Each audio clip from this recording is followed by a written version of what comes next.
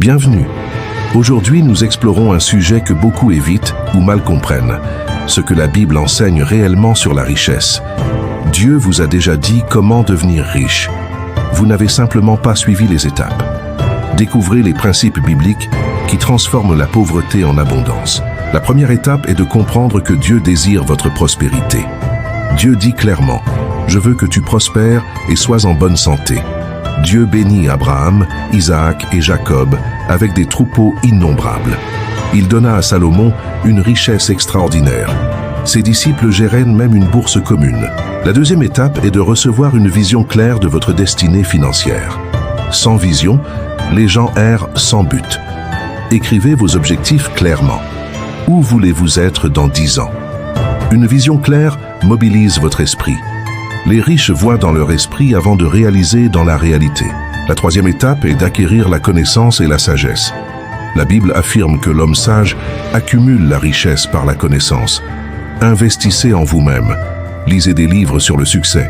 Écoutez des hommes d'affaires prospères. Comprenez le marché et les investissements.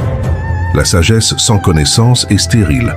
La quatrième étape est de travailler avec diligence et excellence. Celui qui travaille avec diligence prospère. Le travail est un commandement divin. L'excellence attire les opportunités. Les patrons remarquent le dévouement. Les clients préfèrent ceux qui offrent de l'excellence dans chaque tâche accomplie. La cinquième étape est de maîtriser l'argent, ne pas le servir. L'argent est un outil, pas un maître. Créez un budget et respectez-le. Éliminez les dépenses inutiles. Vivez en dessous de vos moyens. Accumulez ce que vous gagnez au lieu de le dépenser. L'argent maîtrisé croît. La sixième étape est d'investir votre argent intelligemment. Ne le gardez pas caché. Placez votre argent là où il peut croître et se multiplier. Investissez en immobilier, en bourse ou en entreprise. Diversifiez vos investissements. L'argent qui travaille génère plus d'argent. C'est le secret de la richesse. La septième étape est de semer généreusement. Celui qui sème beaucoup récolte beaucoup. Donnez aux pauvres et soutenez l'œuvre de Dieu avec joie. Versez et on vous versera une bonne mesure, tassée, débordante. Mais cette générosité doit être intelligente. Aidez ceux qui sont réellement dans le besoin. La huitième étape est de construire des relations stratégiques. 2 valent mieux qu'un. Entourez-vous de gens sages, ambitieux et visionnaires pour avancer. Un réseau puissant multiplie vos opportunités. Les relations ouvrent des portes que vous ne pourriez ouvrir seul. Créez des alliances commerciales solides. La 9e étape est de créer plusieurs flux de revenus. Ne dépendez pas d'un seul emploi. Développez des revenus passifs et diversifiés pour votre stabilité. Un seul flux vous rend vulnérable. Plusieurs flux vous rendent prospère. L'homme riche a plusieurs sources d'argent qui travaillent sans relâche pour lui. La 10e étape est de développer votre mentalité de richesse. Votre mentalité détermine votre destinée financière.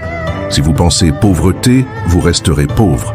Si vous pensez richesse, vous vous efforcerez de devenir riche. Changez votre dialogue intérieur.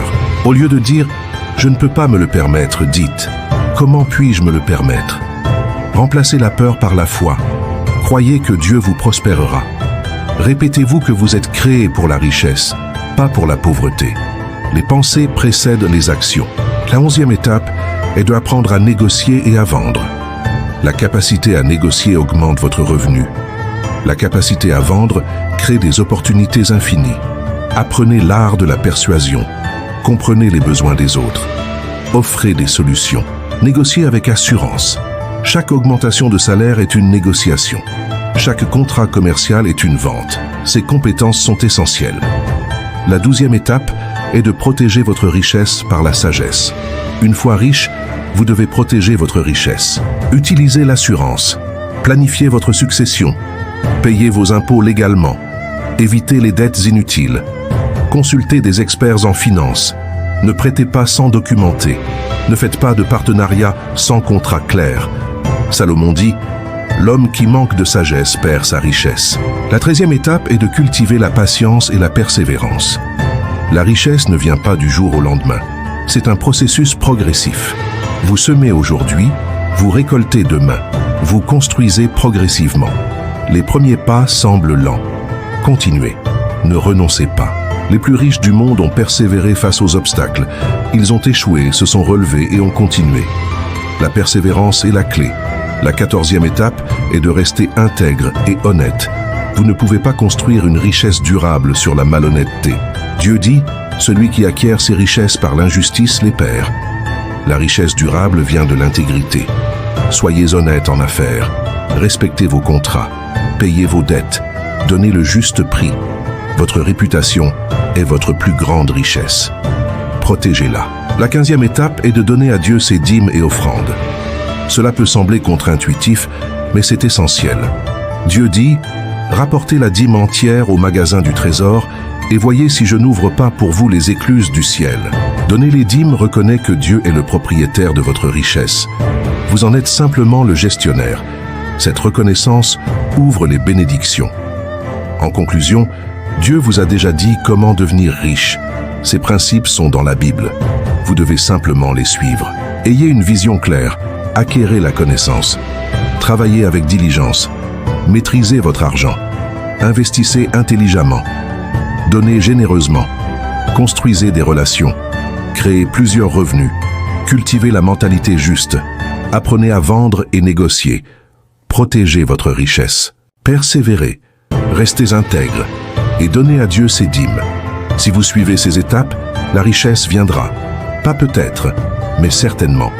Dieu n'est pas un Dieu de pauvreté. Il est un Dieu de prospérité.